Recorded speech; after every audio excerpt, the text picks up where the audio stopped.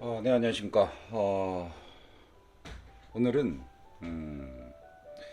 그 영상을 보신 분 중에 이 키보드가 뭐냐, 이렇게 질의하시는 분이 많아가지고 이 기계식 키보드에 관련돼서 한번 영상을 찍어볼까 합니다.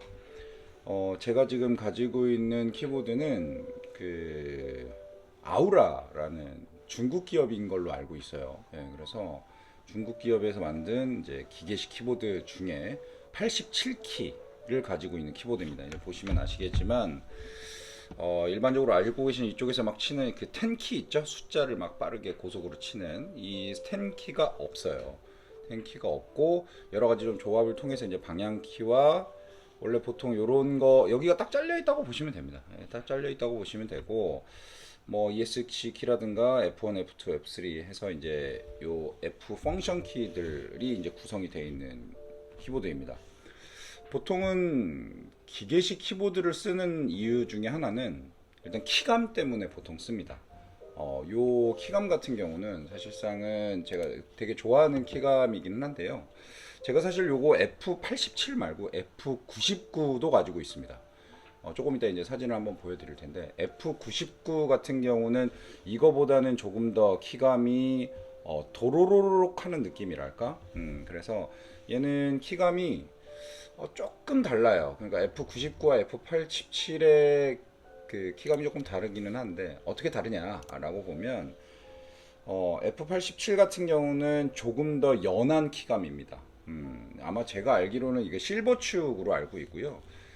보통은 적축, 청축, 갈축, 뭐 그리고 황축도 있고 뭐 여러 가지 그리고 뭐 이런 축을 만드는 회사들이 있어요. 뭐 체리도 있고 뭐 이렇게 있는데 뭐 그런 부분 자세한 부분들은 전문 유튜버들한테 가서 보시고 일단 기본적으로 요거에 대한 키감은 요런 느낌이에요. 예.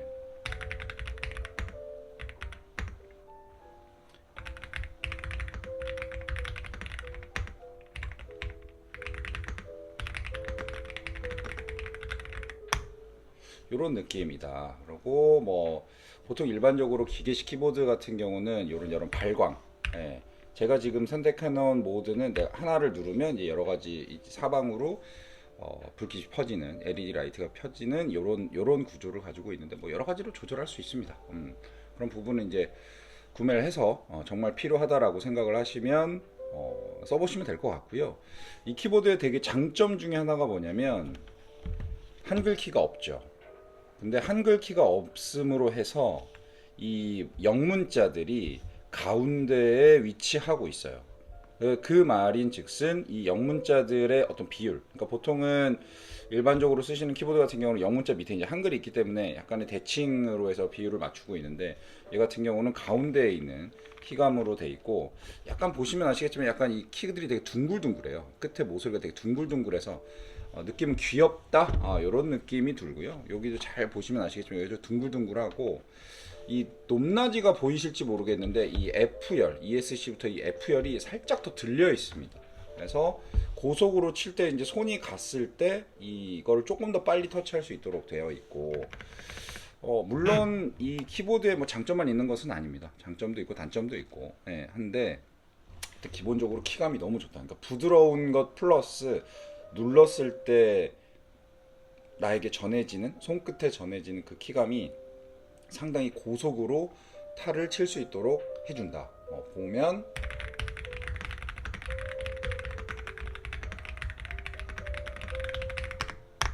이런 느낌. 그리고 돈을 좀 세게 치면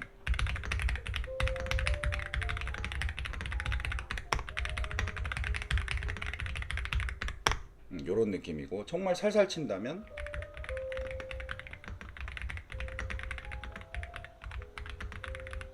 이런 느낌이 됩니다. 그래서 일단 기본적으로 기계식 키보드가 예전에 되게 비쌌죠. 예전에 되게 비쌌고 사실상 정말 매니아층이 아닌 이상은 보통 이제 그 컴퓨터를 사면 따라오는 그런 키보드를 많이 썼었는데 요즘에는 많이들 쓰는 것 같고요. 그리고 이런 키보드들이 보통 일반적으로는 어, 직구를 통해서 구매를 하게 됩니다. 뭐 물론 뭐 쿠팡이나 뭐 여러 가지 그 물건을 사는 사이트도 있는데 저 같은 경우는 이거를 뭐 이렇게 알아보다가 뭐 크로켓이라는 어플이 있었어요. 그래서 이게 뭐지라고 해서 끌어봤더니 그 어플에서 여러 가지 직구를 좀 대행이라기보다는 직구를 잘 그 업체들이 거기에 들어와 있어서 이거를 이렇게 판매를 해주는 그런 업체 그 어플이었는데 생각보다 싸게 샀습니다. 이 키보드의 실제 가격은 아마 3만 얼마 정도 됐던 것 같고요. 배송비 10,000원 해가지고 4만 얼마에 샀던 기억이 납니다. 그러니까 사실상은 4만 얼마를 투자하는데 제가 회사에서 보통 8시 반부터 뭐 보통 7시, 8시 정도까지 일하니까 한 12시간 정도 일한다고 보겠죠. 뭐 중간중간 빼면 그래도 최소한 나랑 붙어 있는 시간이 10시간 이상이다. 그럼 10시간 이상이면 이 키보드를 썼을 때 내가 감가를 친다고 하더라도 4만 원 정도를 투자를 해서 괜찮은 키보드를 쓴다 라는 부분은 뭐 나쁘지 않다 라는 생각이 좀 들고요. 기본적으로 뭐 제 나이 정도 되면 사실상은 한글이 필요 없어요. 이거 키보드를 보고 치는 사람은 거의 없을 겁니다. 왜냐면 이미 십수년간을 키보드와 함께 일을 했었기 때문에 특별히 뭐 요런 보시면 일반 컴퓨터와 조금 다른 부분이라고 일반 키보드와 조금 다른 부분이라고 한다면 탱키가 없기 때문에 이게 좀 불편하다라고 생각하실 수 있는데 실질적으로 집에서 쓸 때 탱키가 전혀 필요가 없습니다. 네, 그리고 프린트, 스크롤락, 퍼즈, 그다음에 인서트 홈, 페이지 업, 페이지 다운, 델, 엔드 요게 원래 일반 키보드랑 똑같아요. 그래서 쓰다 보면 그냥 자연스럽게 써지는 어떤 그런 부분이고요.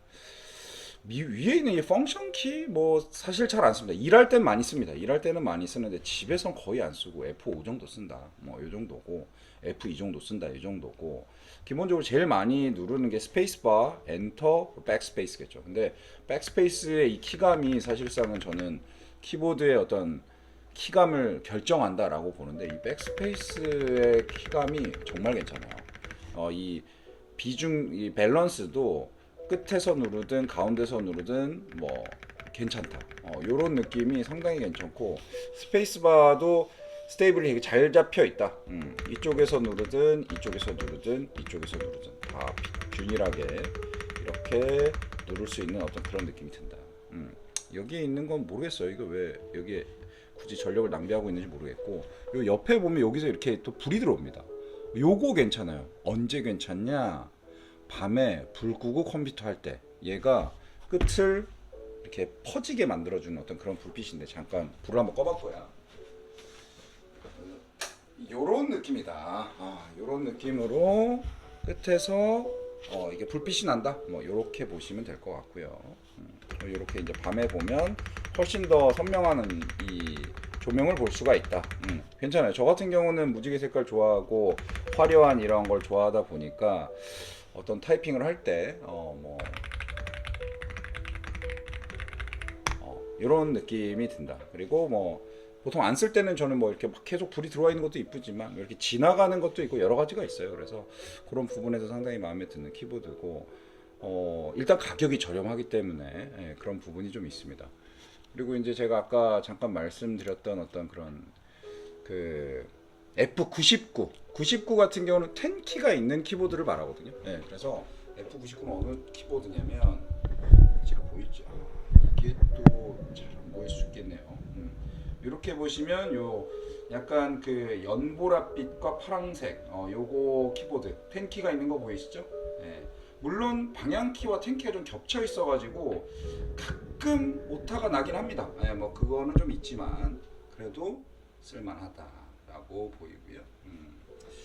일단 키보드 기계식 키보드에 관심 있으신 분들이라면 뭐 사실 되게 비싼 것들도 많아요. 뭐 10만 원, 20만 원 막 이렇게 가는 것들도 많은데 한 4만 원, 뭐 4만 원에서 5만 원대 키보드를 사셔서 입문을 해보시는 것도 괜찮다라고 생각이 들고요. 그냥 기본적으로 키보드는 실제 뭐 직장에서 이제 컴퓨터를 다루는 직장에 다니신다라고 한다면 뭐 거의 뭐 필수적인 아이템입니다. 뭐 마우스도 마찬가지겠지만 실질적으로 이제 키보드 같은 경우는 아깝지 않다. 아깝지 않다. 그리고 기본적으로 우리가 사용하는 키보드들 중에서 나한테 개인적인 만족감을 줄 수 있는 게 사실 그렇게 뭐 뭐 많이 없잖아요, 우리 살아가면서. 근데 요 키감, 요런 어떤 도로로로록 하는 이 키감이 생각보다 일반적인 타이핑을 하는 키보드보다 나에게 상당히 만족감을 줘서 더 많은 타이핑을 하게 해준다. 요런 부분이 있습니다.